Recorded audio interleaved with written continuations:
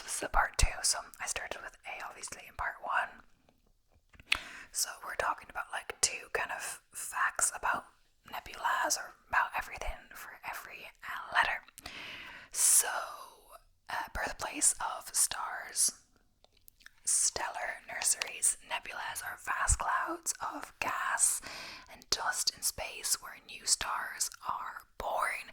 These regions are often referred to as stellar nurseries. This process begins when regions of a nebula collapse under their own gravity, causing the gas and dust to clump together and form protostars. As the protostars heat up, they eventually become hot enough to ignite nuclear fusion, become fully fledged stars. Types of nebulas. There are several types of nebulas, including emission nebulae, which glow brightly due to ionized gases emitting light. Reflection nebulae, I'm not sure how you actually say it, which shine by reflecting the light of nearby stars, and dark nebulae, which are dense clouds of dust that block the light from objects behind them. Each type plays a distinct role in the life cycle of stars and galaxies and famous nebulas. The Orion Nebula, one of the most well-known and studied nebulae, is the Orion Nebula M42. Located in the Orion constellation, it is one of the closest regions of massive star formation to Earth, about 1,344 light years away. The Orion Nebula is visible to the naked eye and has been a key object of study for astronomers interested in understanding star formation and the early stages of stellar evolution. So the Crab Nebula. The Crab Nebula M1 is the remnant of a supernova explosion observed by astronomers in 1054 CE. This nebula contains a rapidly rotating neutron star known as pulsar, which emits beams of radiation and pulses with incredible regularity. The Crab Nebula is a prime example of the remains of a massive star that exploded and spread its material into space, enriching the surrounding interstellar medium with heavy elements. So yeah, the next one is O. So O is for oceans, so ocean currents. Global conveyor belt ocean currents are vast, continuous flows of seawater that move through the world's oceans. These currents play a crucial role in regulating Earth's climate by redistributing heat around the planet. The global conveyor belt, or thermohaline circulation, involves deep ocean currents that circulate water based on temperature and salinity differences. The system helps moderate temperatures and influences weather patterns worldwide. Surface and deep currents. Surface currents are driven primarily by wind and can travel thousands of miles, such as the Gulf Stream in the Atlantic Ocean, which warms Western Europe. Deep ocean currents, on the other hand, are influenced by factors such as water density and salinity.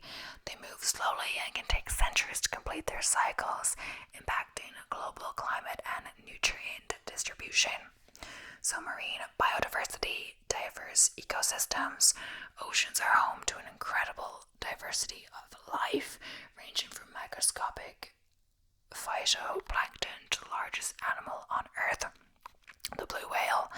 Marine ecosystems include coral reefs, kelp forest, seagrass beds, and deep sea habitats.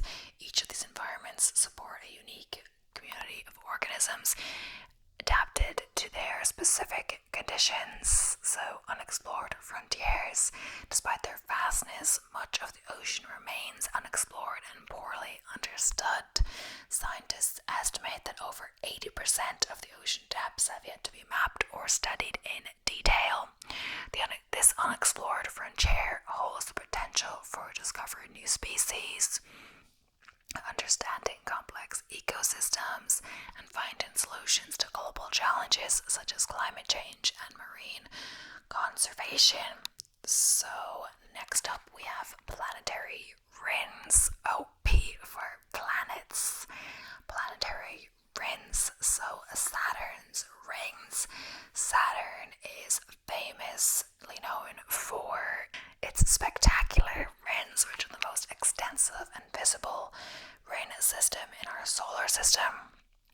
These rings are composed of countless small particles of ice and rock that orbit the planet. The rings are divided into several distinct sections, including the A, B, and C rings, each with unique characteristics and varying densities. Saturn's rings are thought to have formed from the debris of moons or comets that were torn apart by the planet's gravity. Other ringed planets, so while Saturn's rings are the most prominent, other gas giants in our solar system such as Jupiter, Uranus, and Neptune also have ring systems. These rings are less conspicuous than Saturn's, but still consist of particles and dust that orbit the planet. For instance, Uranus is a series of narrow, dark rings, while Neptune's rings are composed mainly of dark and faint particles. So then we have exoplanets. Exoplanets are planets that orbit stars outside our solar system.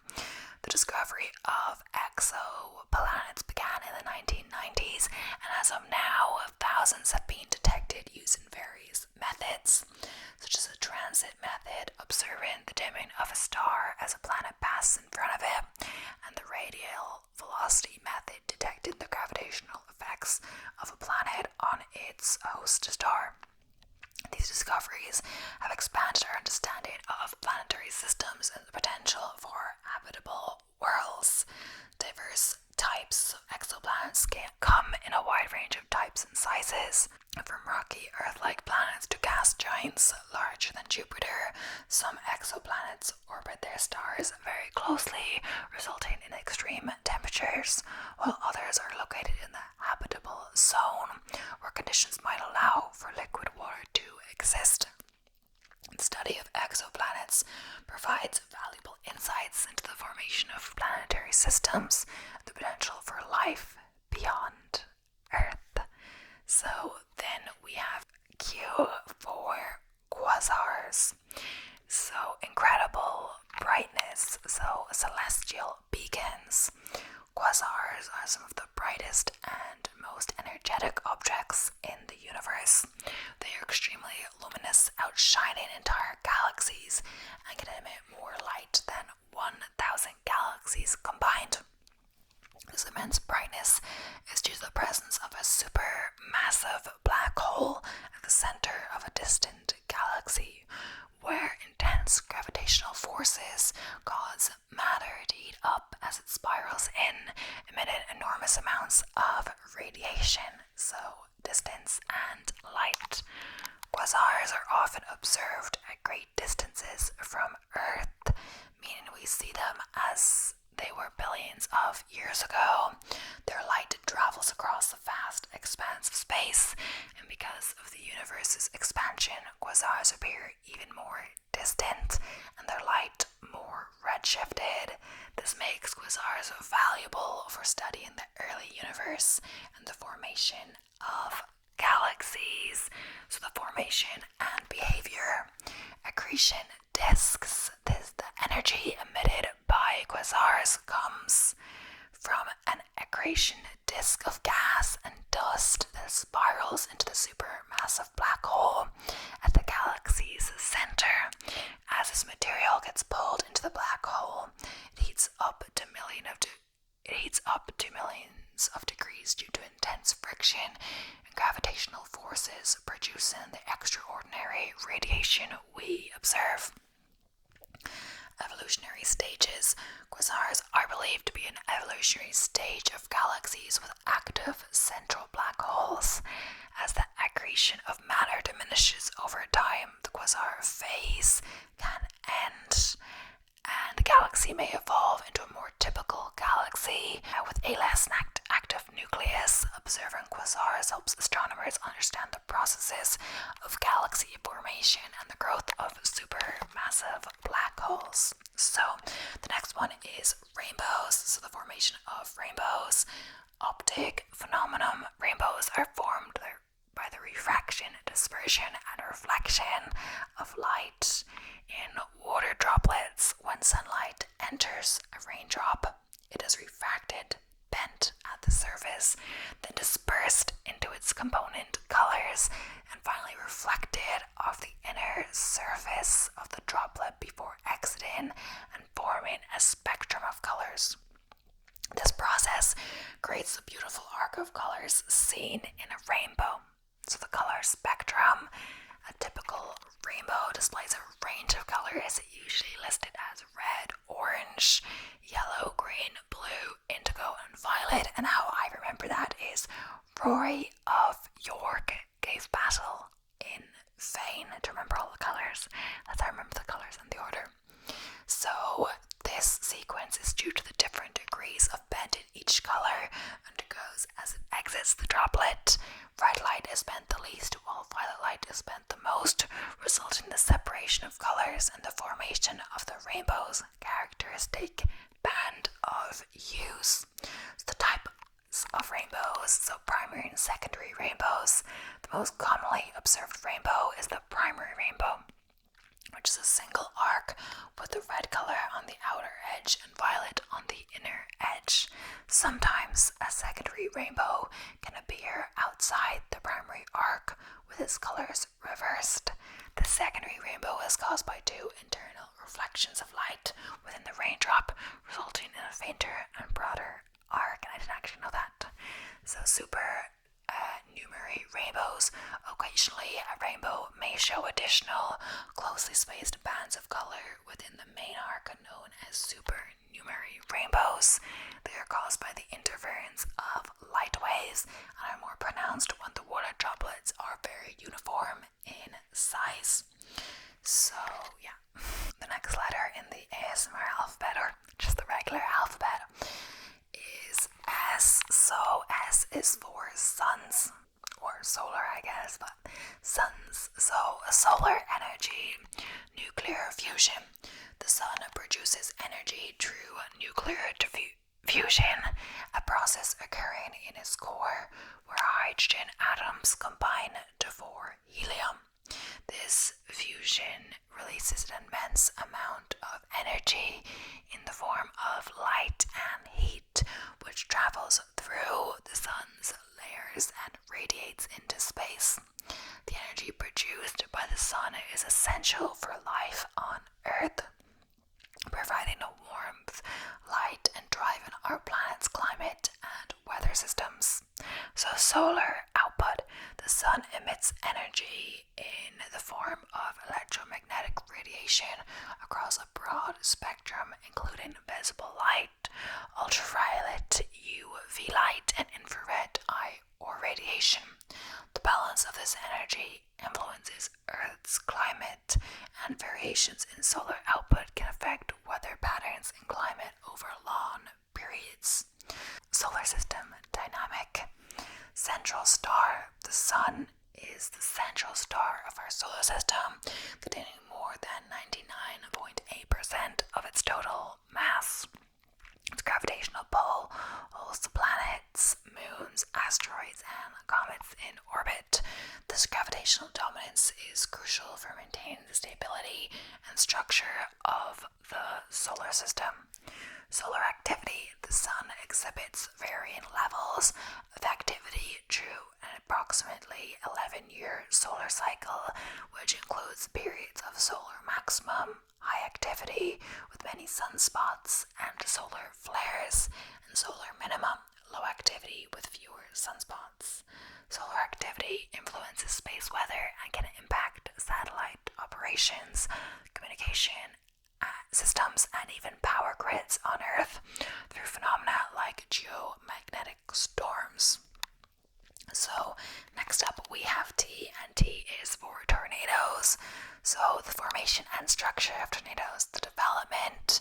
Tornadoes form from severe thunderstorms when warm, moist air at the surface meets cooler, dry air aloft, creating instability when a rotating updraft known as a mesocyclone extends downward. It can develop into a tornado. This rotation is intensified by wind shear when winds change speed or direction with altitude. The tornado's funnel is a rapidly rotating column of air extending from the cloud base to the ground. So, intensity and scale. Tornadoes are classified using the enhanced FUTA EF scale, which measures the intensity of tornadoes based on the damage they cause. The scale ranges from EF0, weakest, to EF5, strongest, with EF5 tornadoes have an estimated wind speeds of over 200 miles per hour or 322 kilometers per hour. So it's fast. So the scale helps in assessing the potential impact and planning for recovery after a tornado event. So Tornado Alley, so the geographic region. So Tornado Alley refers to a region in the central United States known for its high frequency of tornadoes. This area includes parts of Texas, Oklahoma, Kansas, and Nebraska. Tornadoes are common here due to the region's unique geography, where warm, moist air from the Gulf of Mexico meets cooler, dry air from the Rocky Mountains, creating ideal conditions for severe thunderstorms and tornado formation. Seasonal patterns: tornadoes can occur year-round, but they are most common in the spring and early summer months. During this time, the contrast between warm and cold air mass is often greatest, leading to increased thunderstorm activity and a higher likelihood of tornado formation. Awareness and preparedness during tornado season are crucial for minimizing damage and ensuring safety.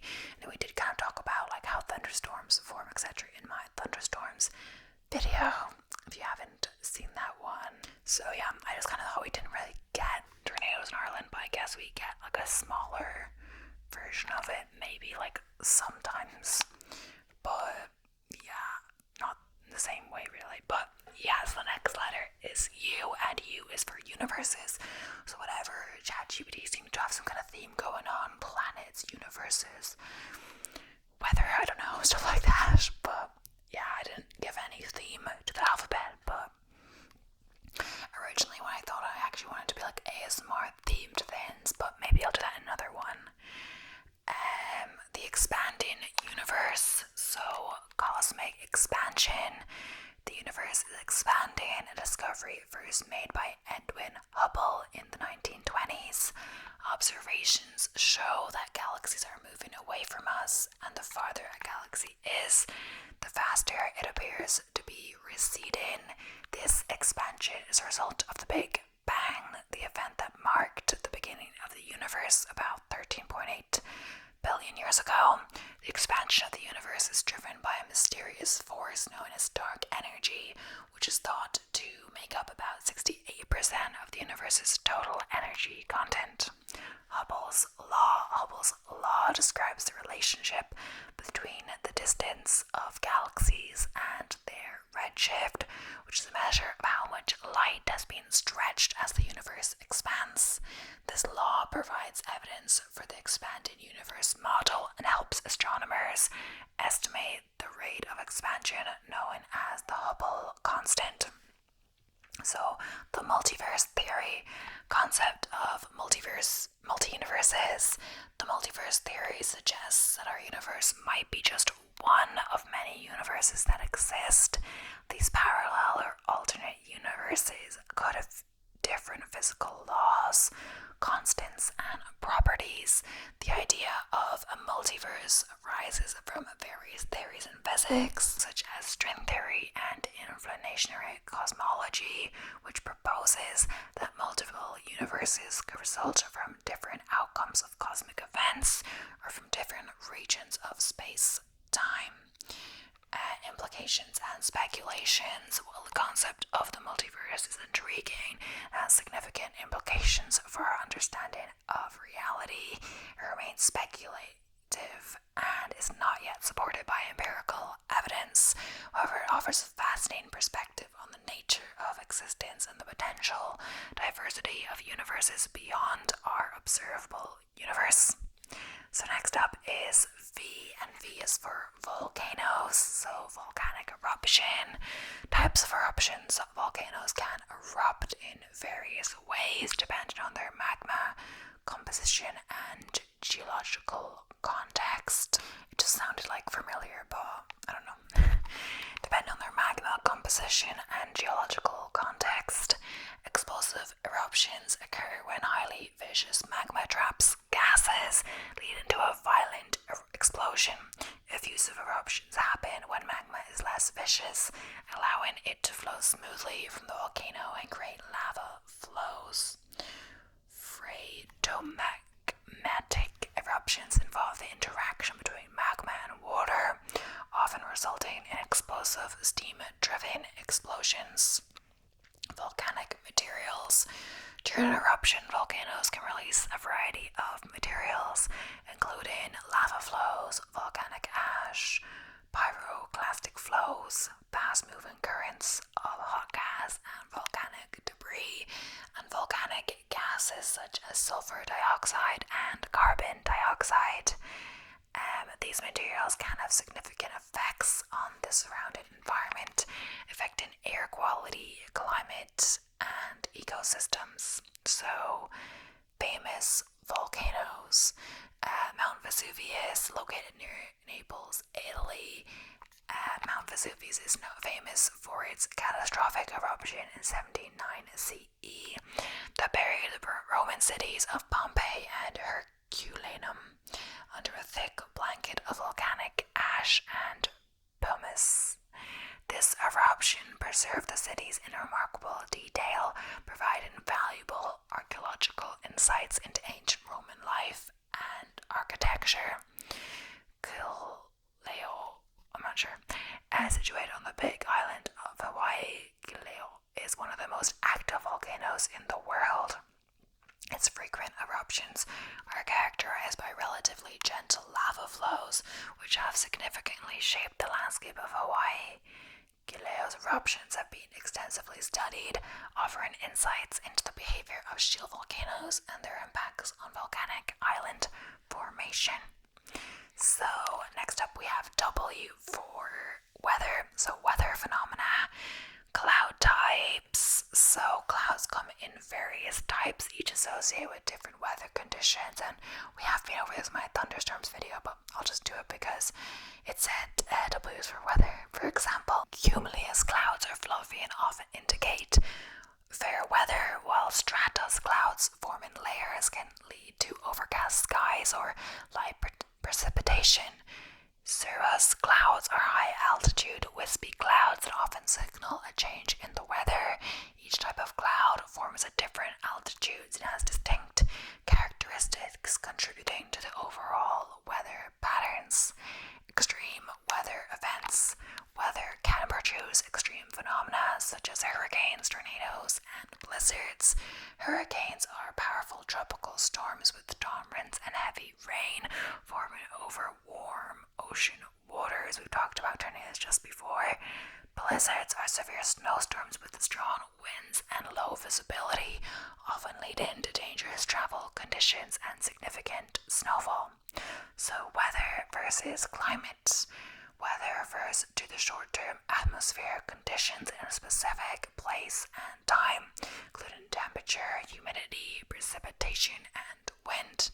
In contrast, climate is a long-term average of weather patterns over an extended period, typically 30 years or more. Climate encompasses the typical weather conditions of a region and helps in understanding long-term trends and variation. Impact on daily life. Weather influences many aspects of daily life, including clothing choices, travel plans, outdoor activities. It also has significant effects on agriculture, water resources, and energy consumption. For example, understanding weather patterns helps farmers plan planting and harvesting times, while weather forecasts assist people in preparing for various conditions and ensuring safety. So the next letter is X, and X is for X-rays. Not actually that many X words, but yeah, like xylophone and stuff like that. Discoveries and uses. So discovery by Willem Röntgen. I'm not sure I'm saying it right, but yeah, X-rays were discovered in 1895 by German physicist Wilhelm Conrad Röntgen. He noticed that a fluorescent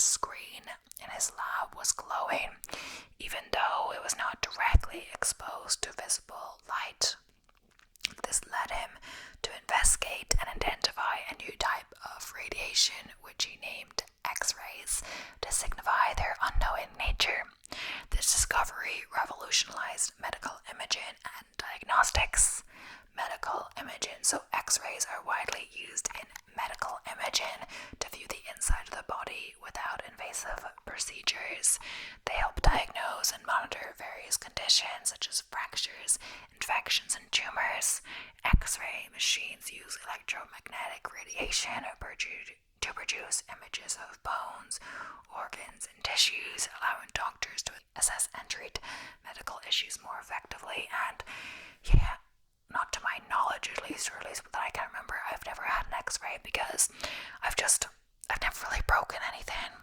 Like, touch wood, you know. I just did touch wood actually at the table in front of me.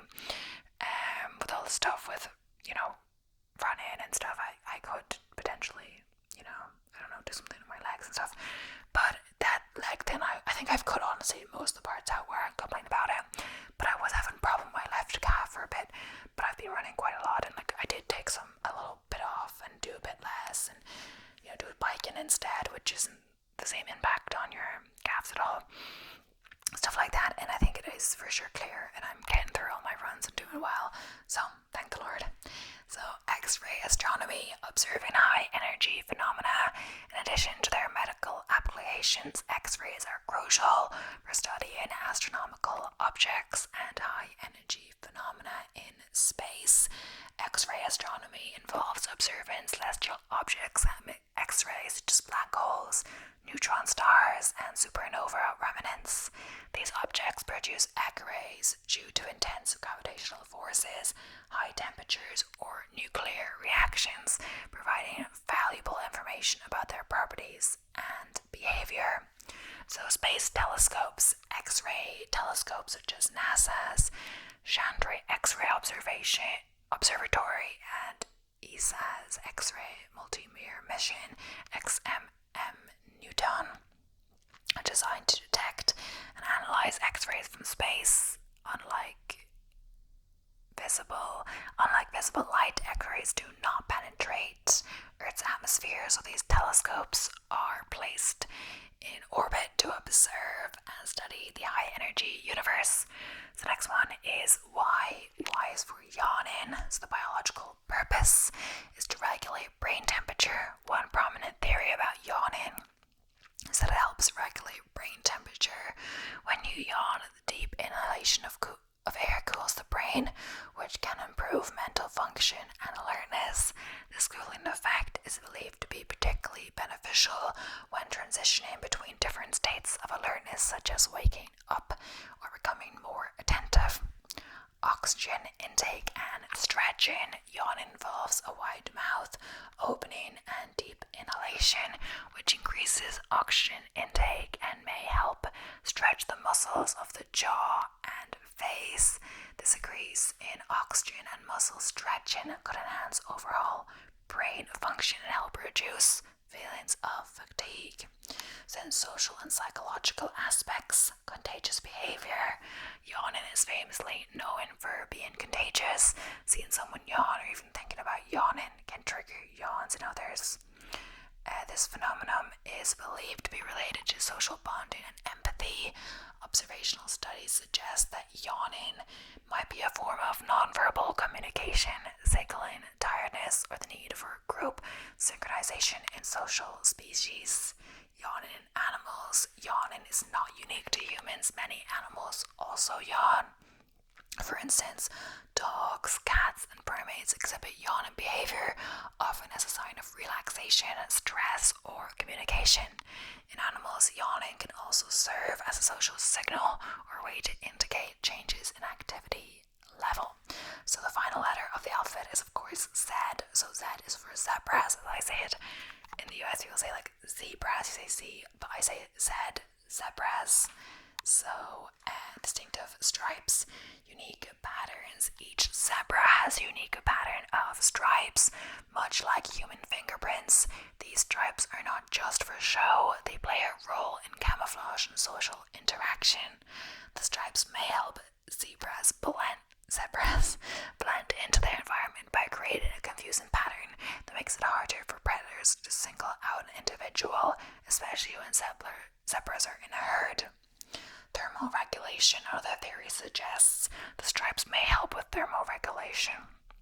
The contrasting black and white stripes might influence heat distribution and airflow over the zebra's body, helping to regulate its body temperature in the hot African climate. Studies have shown that zebras may have a lower body temperature in shaded areas with high stripe density compared to those with fewer stripes. So social behavior, herd dynamics. Zebras are highly social animals and live in groups called herds. These herds can be composed of family units or larger aggregations. They exhibit strong social bonds. Within a herd, zebras engage in mutual grooming, which helps strengthen social relationships and remove parasites. Communications. Zebras use a variety of vocalizations and body language to communicate with each other. Their vocalizations include barks, whinnies, whines, and snorts, which can convey different emotions or alert other members of the herd to potential dangers. Body language, such as tail flicking and ear positioning, also play a crucial role in their social